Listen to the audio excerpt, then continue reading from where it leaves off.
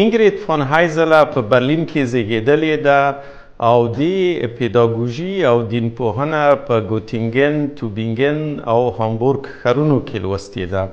وروسته له تحصیله 10 کاله په یو ښوونځي کې د استاد په توګه یې کار کړی دی. وروسته له کاره د خپله په لیکوالي او د انګلیسي او فرانسوي ژبو څخه د ادبیاتو په ژباړلو باندې پیل کړی دی.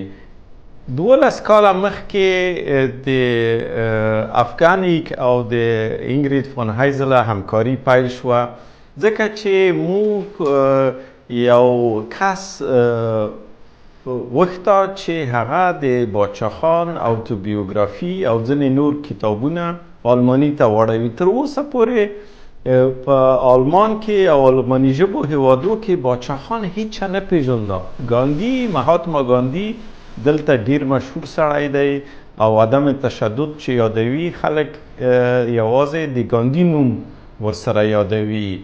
نو دې په خاطر زه ډیر خوشحاله شوم چې وروسته له ډیرو هڅو نه موږ سره ارتباط پیدا کا او لومړی کارم د باچا خان لنډه بیوګرافي چې لومړی ځل په 1988 کال کې په هند کې چاپ شوې وه، My Life in My Struggle تر نامه لاندې، هغه مو خپره کړه، په آلماني ته مو واړوله. وروسته بیا موږ د غني خان څو کتابونه په آلماني خپاره کړل او همدارنګه د پښتو ادبیاتو د پښتنو په هکله پخواني کتابونه لکه د الفنستون کتاب یا د راورټي کتاب هم آلماني ته ترجمه شوی دی او خپور شوی دی. همدارنګه د رحمان بابا مکمل دیوان چې پښتو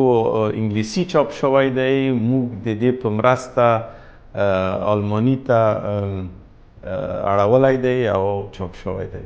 عموما تر 20 زیات عنوانه کتابونه چاپ شوي دي او چې دا ټول د دې دخوا آلماني ته اړول شوي دي. دا کتابونه موږ یو برخه یې په آلمان کې چاپ کړي دي، یو برخه یې په افغانستان کې چاپ شوي دي او په وروستیو کلونو کې اکثریت کتابونه په امازون کې خپریږي او په ټوله دنیا کې هر څوک راسن د امازون نه اخیستلی شي.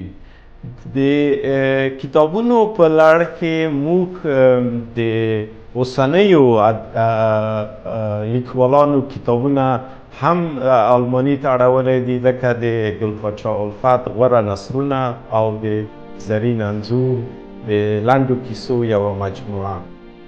راتلونکې اینگرید فون هایزله به 4 ورځې نور هم دلته په بن کې وي. موږ سبا بله ورځ او بله ورځ کاري ورځې لرو او موږ په یو 2 کتابونه د اوس نهایي کیږي انشاءالله سبا بله ورځ او زه یو لوی کتابتون لرم. نو دا خپله نن یې هم ځینې کتابونه خوښ کړل، شاید هغه ترجمه شي او داسې وړاندیز وشو د دوستانو د خانه او د وقار علی شاه د خانه چې خوشحال خټک هغه کو ترجمه کو آلماني ته یې واړوو، کیدای شي په دې باندې کار وکړو. نن ورځې دا یو لمانځ غونډه او ستاین غونډه وه، ځکه چې د اینگرید فون هایزله سره موږ 12 کاله همکاري کړې ده یا اینگرید د موږ سره همکاري کړې ده او د کلونو راهیسې مو غوښتل چې داسې یو پروګرام جوړ کړو چې دا او دغه آثار او دغه کارونه چې فوق العاده ارزښتناک دي خلکو ته معرفي کړو په ټوله نړۍ کې. او موږ فکر کوو چې تر اوسه پورې زښته زیات کار دی کړی دی، خو دا ډیر خلک ځینې خبر نه وو تر اوسه پورې. خدای وکړه د دې غونډې له لارې افغانان په افغانستان کې، پښتونخوا کې او په ټوله نړۍ کې د دغه هڅو نه خبر شي او دغه کتابونه اکثریت یې د امازون د لارې هر څوک ترلاسه کولی شي او دا واخلي هم د ځان دپاره د خپل اولادونو دپاره او د آلماني دوستانو دپاره دا یو بهترینه تحفه کیدلی شي او دا د آلمانانو او افغانانو ترمنځ د روابط په ټینګېدو کې او د افغانستان په هکله او د پښتنو په هکله د یو بل تصویر، یو مثبت تصویر، یو واقعي تصویر په رامنځته کولو کې خپل مؤثر رول لوبولی شي. Also ich bin ganz begeistert, das war so wunderschön und